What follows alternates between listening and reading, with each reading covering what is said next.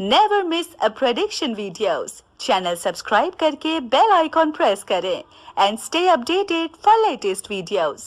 लाल देह लालील से अरुधर लाल लंगूर, वज्र देह दानव दलन, जय जय जय कपिसूर। आज शनिवार है और शनि को पूरे विश्व का न्यायाधीश दंडाधिकारी कहा गया है। और नवरात्रों की इस यात्रा में हम 7वें नवरात्रे तक पहुंच गए हैं, मगर आज जो नेता की बात करेंगे वो नवरात्रों के हिसाब से 8वां नेता के बारे में हम बताएंगे। यानी हमने आपसे वादा किया था कि 9 देवियों के नवरात्रों के 9 नेताओं की हम आपको कुंडली पढ़कर भविष्यवाणी करेंगे। तो आज जो कुंडली हम पढ़ने जा रहे हैं वो कहते हैं कि मोदी के हनुमान है। हनुमान कौन है? सेवक है। वहां नरेंद्र और यहां देवेंद्र कहते हैं।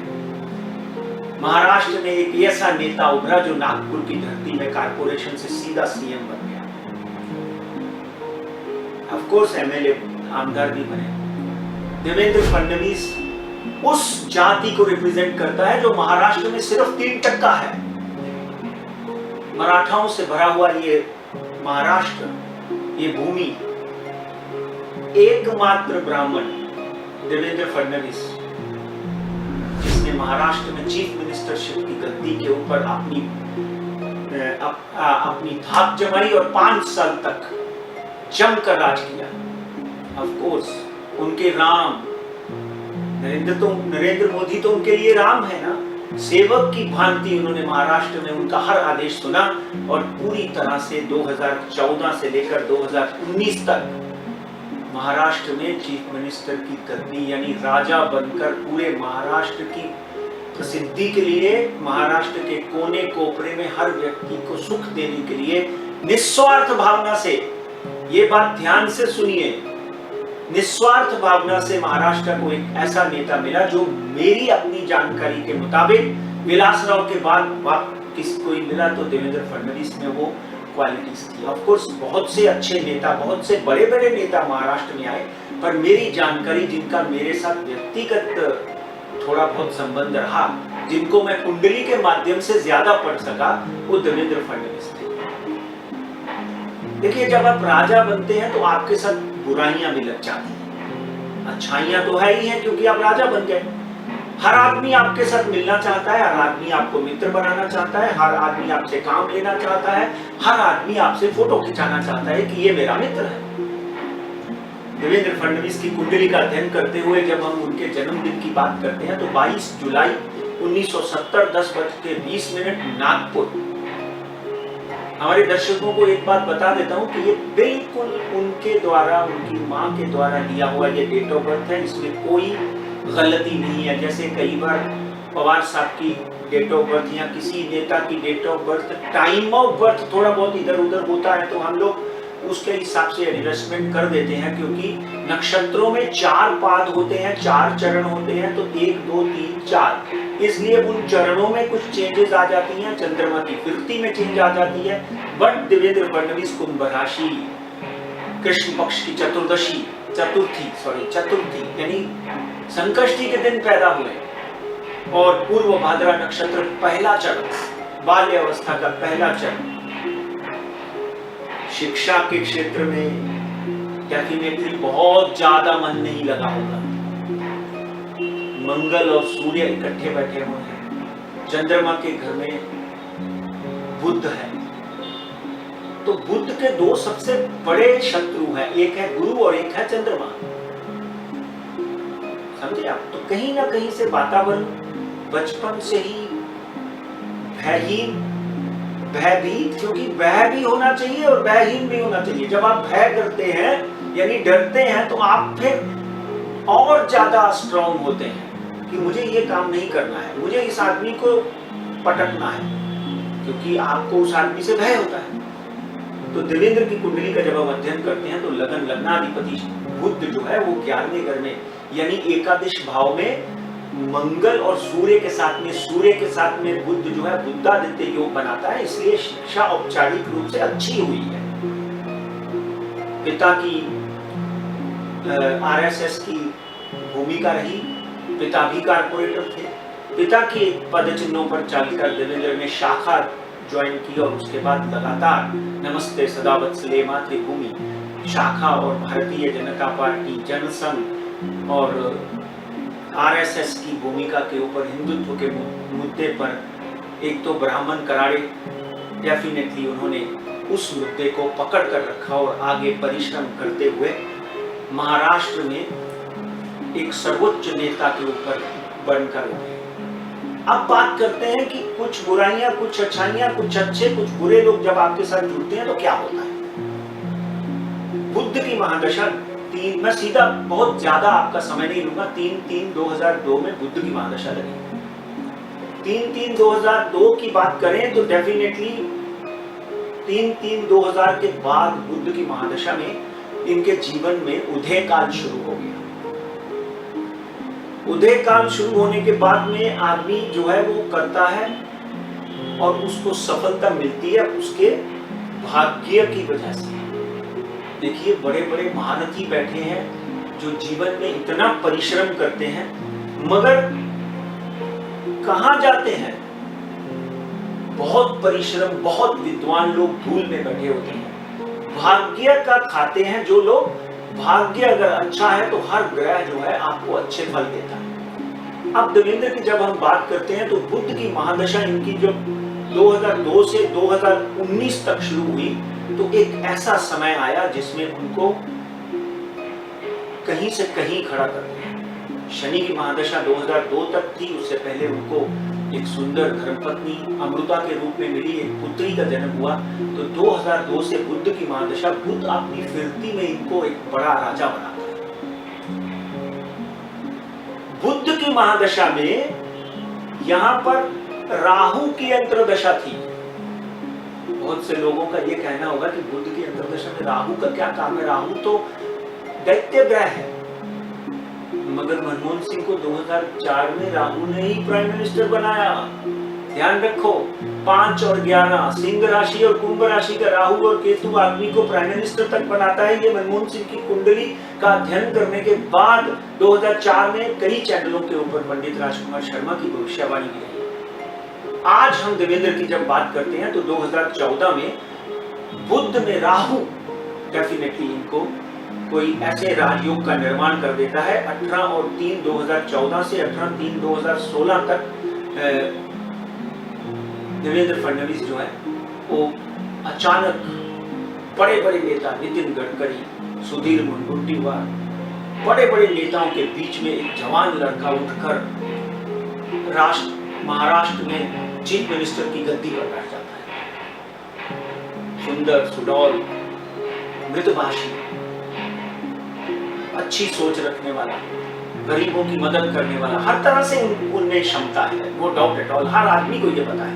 और भारतीय जनता पार्टी का वो चेहरा बन के उभरता है जो ये समझ लीजिए कि बड़े बड़े नेता हैं जो वो ऐसे देखते रह जाते हैं। और उसने ये कर दिखाया। 2019 में भी देवेंद्र ने यह कर दिखाया। ध्यान रखना इस विषय के ऊपर। क्या कर दिखाया जो शरद पवार नहीं कर सका, जो विलासराव देशमुख कांग्रेस के लिए नहीं कर सका, जो बड़े बड़े नेता अपनी पार्टी के लिए नहीं कर सके। वो 105 सीटें लेकर 2019 में एक बार फिर खड़ा हो गया कि मैं देवेंद्र फडणवीस भारतीय जनता पार्टी का नायक, भारतीय जनता पार्टी को वापस यहां पर सत्ता में लाने के लिए तत्पर। मगर कहते हैं होता वही है जो किस्मत में लिखा होता है। केतु की महादशा शुरू हो चुकी थी देवेंद्र की 4/3/2019 से 4/3/2026 तक। कई अपनी भविष्यवाणियों में ये बात कर चुका हूं कि जब केतु की महादशा शुरू होती है तो आदमी को सांप काट जाता है लिड्डो की तरह, जैसे कि 99 के ऊपर कटता है और नीचे गिर जाता है। सब कुछ होने के बावजूद भी आपका हाथ खाली रह जाता है। आप सोचिए उस दिन अगर अजीत पवार के साथ सरकार बन गई होती तो आज क्या होता। हो सकता है सुप्रिया सुले केंद्र में मंत्री होती, प्रफुल्ल पटेल केंद्र में मंत्री होते और अजीत पवार के साथ में यहाँ पर 5 साल सरकार चलती, मगर हुआ उल्टा, क्योंकि भाग्य को उल्टा ही महाराष्ट्र की कुंडली में लिखा हुआ था। केतु की महादशा डेफिनेटली कई बार आदमी को बहुत ज्यादा नुकसान पहुंचा देती है और देवेंद्र को वो नुकसान उठाना पड़ा। शुक्र के साथ केतु बैठा हुआ सूर्य की राशि में, सूर्य राजा है, केतु राजा को ग्रहण लगा देता है, वो राजा को ग्रहण लगा, वो देवेंद्र को ग्रहण लगा। 105 सीटों के बाद उद्धव ठाकरे के साथ बनती सरकार जो है वो सीधी सिल्वर ओक की तरफ चली गई। क्यों नहीं बनी उद्धव ठाकरे की और उनकी? ये बहुत बड़ा सवाल जो है टाइम महाराष्ट्र की तरफ से मुझे बोला गया है। 27/7/1960 उद्धव ठाकरे की डेट ऑफ बर्थ, सिंह राशि, कुंभ राशि किसकी है? ध्यान से सुनिए इस बात को, आम से आम आदमी जो एस्ट्रोलॉजी फॉलो करता है उसको समझ लेगा। कुंभ राशि देवेंद्र फडणवीस की, कुंभ राशि का स्वामी शनि, सिंह राशि का स्वामी सूर्य, नीलांजनम समाभासम रविपुत्र जमाग्रजम छाया मारतंड संयुक्तम तम नमामि शनीश्वर। ये सूर्य शनि के पिता हैं, तब भी वो आपस में कभी भी नहीं बने। पैदा होने के बाद उसने सूर्य को भी काला कर दिया था, तो उद्धव के साथ कैसे बनती? वो 5 साल इसलिए नहीं बनी कि उद्धव ठाकरे खुद आपकी महत्वाकांक्षा में बैठ गए आकर कि मैं मुख्यमंत्री बनूंगा। वेरएज उनके पास में नंबर ही नहीं थे, देवेंद्र के पास नंबर थे। उसने अपनी कौटिल्य नीति, चाणक्य नीति खेली, एक दिन के लिए मुख्यमंत्री बनने की कोशिश, एक दिन के लिए मुख्यमंत्री बना, मगर उसके बाद बड़े बड़े नेता मुकर गए, पीठ दिखा दी और तिकड़ी सरकार बनी, महाविकास आघाड़ी। अब एक कुर्सी को 3 टांगे होंगी तो कितने दिन चलेगी? पर एनीवे वो भी चली। और अब दुर्भाग्य की बात थी कि कोरोना, हो सकता है कोरोना ना आया होता तो जितने साल चली उतने साल भी ना चलती, क्योंकि हमारी भविष्यवाणी तो तब की थी, आपने सुनी हुई है वो भविष्यवाणी, उसमें 7 से 8 महीने लेट हुआ किसी ये सरकार गिर जाएगी। देवेंद्र फडणवीस को उसके मित्र ही उसको धोखा देंगे, इस बात का ध्यान रखिए। शुक्र के साथ में केतु और बुध और चंद्रमा साथ में बैठा हुआ, इस बात को बार बार टाइम महाराष्ट्र के मंच पर मैं ये कहना चाहता हूं कि देवेंद्र फडणवीस को फूंक फूंक कर कदम रखना चाहिए। उनके आजू बाजू वाले जितने लोग हैं उनमें से 10 में से 8 लोग ऐसे हैं जो just they don't want him to rise. वो चाहते हैं कि देवेंद्र फडणवीस, मगर तब भी उसका भाग्य इतना मजबूत है कि आज भी महाराष्ट्र में भारतीय जनता पार्टी की बात करो तो देवेंद्र फडणवीस से बड़ा नेता अगर कोई दिखता है तो 1 2 3 4 5 नंबर के ऊपर कोई ना कोई दूसरा दिखता है, आज भी वही है।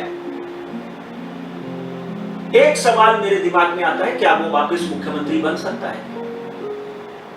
मगर उससे पहले देखिए, उन्होंने भारतीय जनता पार्टी को वापस सत्ता में लाने के लिए साम दाम दंड, अभी मैं कोई ये बात नहीं कहूंगा कि कूटनीति, चाणक्य नीति, कोई नीतियां काम नहीं आती जब भाग्य खराब होता है। केतु ने उनसे फिर एक बहुत बड़ी गलती करवा दी होगी, चाहे वो एकनाथ शिंदे को लेकर आना हो, चाहे वो अजीत पवार को लेकर आना हो। उन्होंने तो भारतीय जनता पार्टी को मजबूत करने के लिए वापस हर कदम अपनाया, मगर हुआ क्या? अभी एक बात ध्यान रखिए, हुआ क्या? इसका जवाब आप सबके पास है।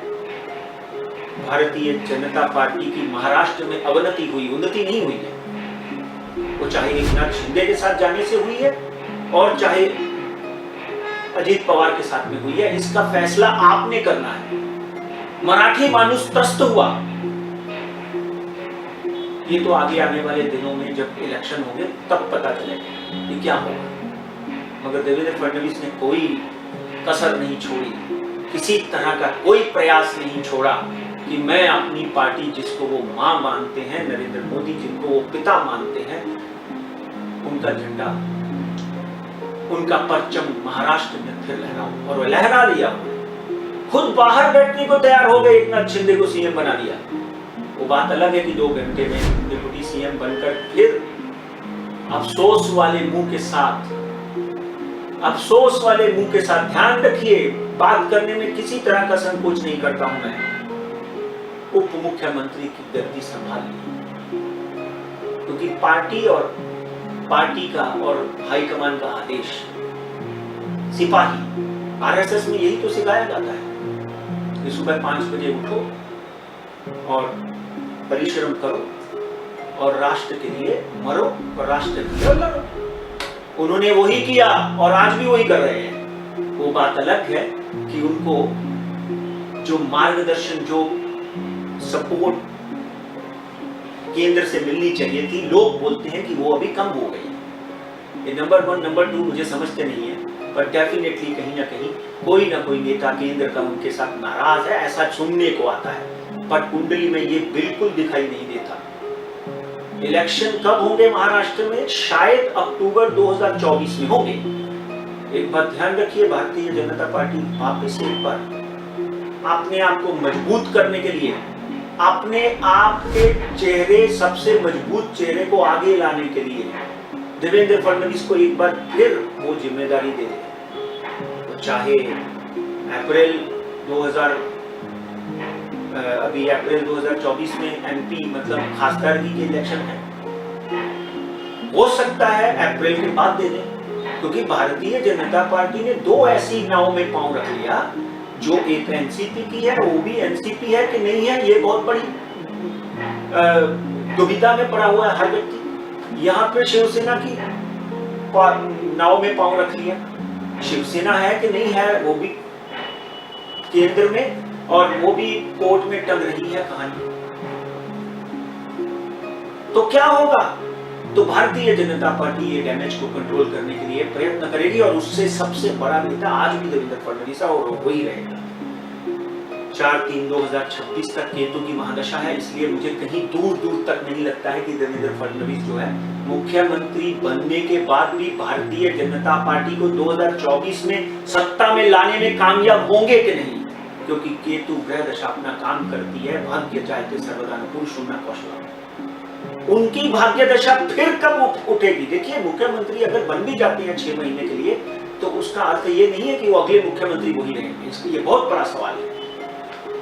शुक्र की महादशा जब 2026 में शुरू होगी, तब एक ऐसा समय आएगा जब देवेंद्र फडणवीस को एक बार फिर राष्ट्रीय स्तर पर एक बड़े नेता की पदवी, बड़े नेता के रूप में जाना जाने लगे।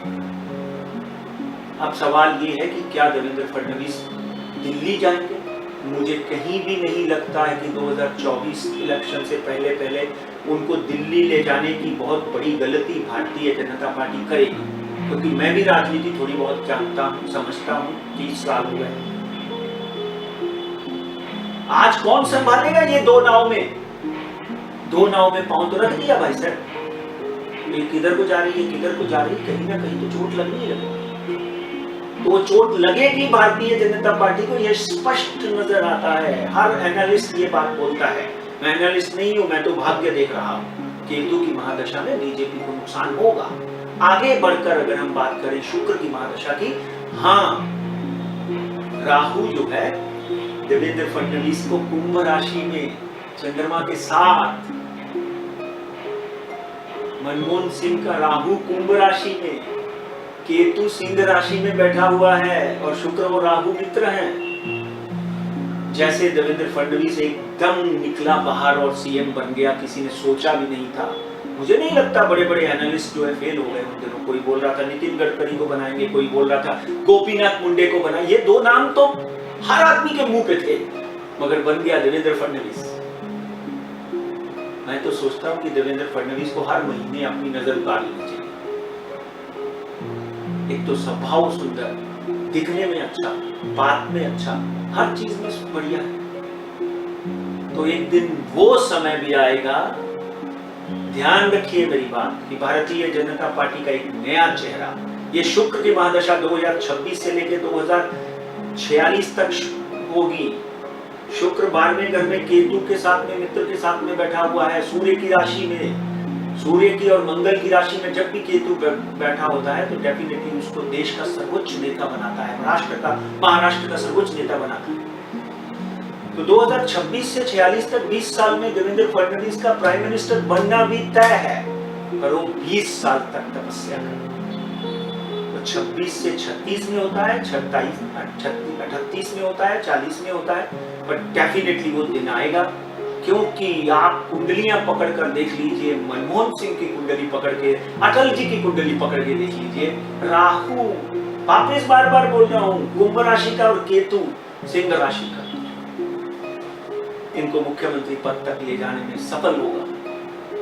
बहुत से लोगों के एक और सवाल था क्या कहीं अमृता, देवेंद्र फडणवीस, जिनकी कुछ ना कुछ स्टोरी चलती रहती हैं, वो इनके लिए हानिकारक होगा? नहीं, उनकी शादी के बाद तो देवेंद्र फडणवीस जो है वो उसने उन्नति की है। बाकी व्यक्तिगत जीवन में मैं कभी किसी के घुसता नहीं। और जब आप कोई ऐसी राह पकड़ते हो यहाँ पे आपने कभी कदम नहीं रखा था, तो घंटे आते हैं, समझता है आदमी, नहीं समझता है वो अलग बात है। कभी ठोकर खा के समझता है और कभी खड्डे में गिर के समझता है। तो डेफिनेटली कहीं ना कहीं कुछ ना कुछ गलतियां जो है इस यात्रा में होंगी। देवेंद्र से हो रही हैं, अमृता से हो चुकी हैं, उनका समाधान उन्हीं के पास है। देखिए, one can only reform himself by himself. अगर आप अपने आप को ठीक करना चाहते हैं तो मंथन करना पड़ता है, तो मंथन करेंगे ये लोग और डेफिनेटली उसमें सुधार भी करेंगे। मगर मैं देवेंद्र फडणवीस को आज के दिन शुभकामना देता हूँ और ये प्रार्थना करता हूँ कि 7वें छठे घर में बैठा हुआ राहु अपनी हेल्थ का ध्यान रखें और पर्टिकुलरली अपनी मानसिक सेहत का ज्यादा से ज्यादा ध्यान रखें। शुभम करोति कल्याणम, आरोग्यम सुख संपदा, विजयी भव।